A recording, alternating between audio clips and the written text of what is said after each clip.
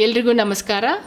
ನಾನಿವತ್ತು ನಿಮಗೆ ಪುಟ್ ರಂಗೋಲಿಗಳು ಹೇಗೆ ಹಾಕ್ಕೊಡೋದು ಅಂತ ಹೇಳ್ಕೊಡ್ತೀನಿ. ಸಪೋಸ್ ನೀವೇನಾದರೂ ಹೊಸದಾಗಿ ರಂಗೋಲಿ ಕಲಿತಿದ್ದೀರಾ ಅಂತಂದರೆ, ಇಲ್ಲ ತುಳಸಿ ಕಟ್ಟೆ ಮುಂದೆ ಹಾಕ್ಕೊಳ್ಳೋಕ್ಕೆ, ದೇವ್ರ ಮನೆಯಲ್ಲಿ ಜಾಗ ಕಮ್ಮಿ ಇರೋ ಟೈಮಲ್ಲಿ ಪುಟ್ ರಂಗೋಲಿಗಳನ್ನ ಬಿಡಿಸ್ಕೋಬೋದು. ಹೊಸದಾಗಿ ರಂಗೋಲಿಗಳನ್ನ ಕಲಿಬೇಕು ಅಂತಿದ್ರೆ ಈ ಥರ ಚಿಕ್ಕ ಚಿಕ್ಕ ರಂಗೋಲಿಗಳನ್ನ ಹಾಕ್ಕೊಂಡು ಕಲಿಬಹುದು.